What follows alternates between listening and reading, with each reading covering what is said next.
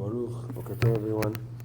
Continuing with Siman Reish Nun Bet and different, few more examples of cases that kind of start before Shabbat and kind of end on Shabbat and how it works. So this is like a Gemara type of case, not so applicable. Technically is applicable today, but just to give us an understanding. So there is a concept of Kiddushin when a person marries a woman.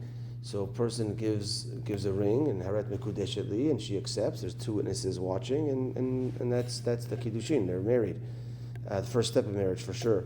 So there's also, the Gemara talks about many cases that have conditions. So Haret Mekudeshet Li, Al Tanai, may you marry me, will you marry me, on condition that, fill in the blank, that today we go out for dinner, and then so I'm giving you this money. Now, if we go out for dinner, then that's the other condition, and it works out. So here's the case. If a person says to the lady in front of witnesses, "Will you marry me?" Haret mekudeshet li al menat sheyirtzeh aviv, on condition that your father is okay with this whole thing. I mean, I guess if she's because technically if she's an adult, she's over 12 and a half, and there's witnesses, and she could accept her own kiddushin. So he says to her, "I'm giving you this." And in front of witnesses, provided that your father agrees.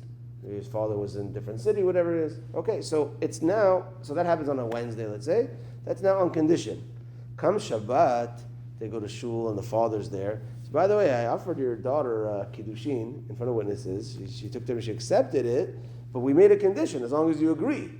If you agree, at that moment that he agrees, it connects. So he says, of course, I agree. So now, what happened was he said it on Shabbat.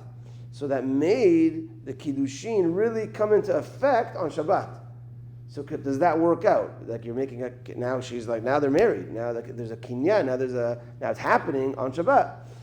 So the answer is that it's allowed to happen on Shabbat. It's not a mekach u'memkar, because really it's just a dibur, it's just an agreement by a dibur, and it kind of all happens magically in a certain way. There's no transaction, there's no money given, anything like that. So even though the money was given before and it's kind of on condition, it's like in limbo until he agrees, so that it still works out. It's an interesting type of case. Now, kind of a little bit more practical cases is a person is allowed to leave his fax machine on, his phone on, his email on. Meaning if it accepts emails on Shabbat or phone, okay, we don't answer the phone, of course, but if he leaves his phone out, as they say cell phone, you leave it on silent, then you come up, I got some emails, I got some.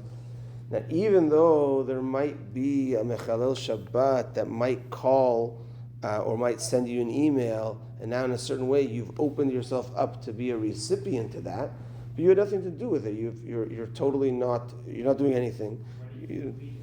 What? Well, you read it on Shabbat? Okay, well that's a difference. If you didn't do anything, you see it there. Okay, again, these devices should be put away for Shabbat. But if it pops up and you didn't do anything, you see it, and okay. But these devices should be put away. But just saying, just in general, because I'm keeping myself open to it, am I helping that person that doesn't keep Shabbat? If he called me or if he sends me a message, am I helping him in that way? And the answer is no. I didn't do anything over here. And plus, Rabbi Yosef says from the first moment that he picks up that phone to call or he presses the buttons, he's already mechalel before he leaves the message or before it gets to me. So you're not doing anything here. So you could leave your things open for it. And the last case, kind of similar, is let's say you're here in Toronto and you want to send an email to someone living in Israel, or you want to call, leave him a voice message or a voice message on a WhatsApp, and now it's already Shabbat. You realize, it's already Shabbat in Israel. So can I leave him a message? He'll get it once it's Shabbat, but can I leave him a message? But it's on Shabbat right now. So that would have to do with knowing if he's Shomer Shabbat or not. Meaning, if he's Shomer Shabbat, and you know for sure he's not going to open his phone, he's not going to. Hopefully he won't hear a ding, hopefully that'll be off, but I know he's not going to do anything about this message, then you are allowed to send it, because nothing happened. You sent it, and he's for sure not going to hear it. But if, let's say, you are suspecting, oh, maybe he might open the phone, maybe he might answer, maybe, then no. Then you can't send a message. There's a good friend of mine in Israel, a childhood friend. Unfortunately, he's not shomer, but I want to keep in touch with him. But I always remember on Friday to call him, and I realize, oh, it's already Shabbat there, and I often miss it because it's already Shabbat there. And so if he's not shomer or whatever, then it'll cause him to violate on Shabbat, and you're helping him with that, and that shouldn't be. But if he is, then it's not an issue. Okay, that's that for today. Minchat tonight at 7:10. We have a ladies' shiur at my house tonight at 8 o'clock, and we have a men's. He said advertised in the bulletin. Zelazet. It's called with the TJN Toronto Jewish Network. I guess a business type of networking event. That's at Petach Tikva. That's tonight. You can see more details in the bulletin. That's at 8 o'clock tonight. Have a good day, everyone. Time to the video.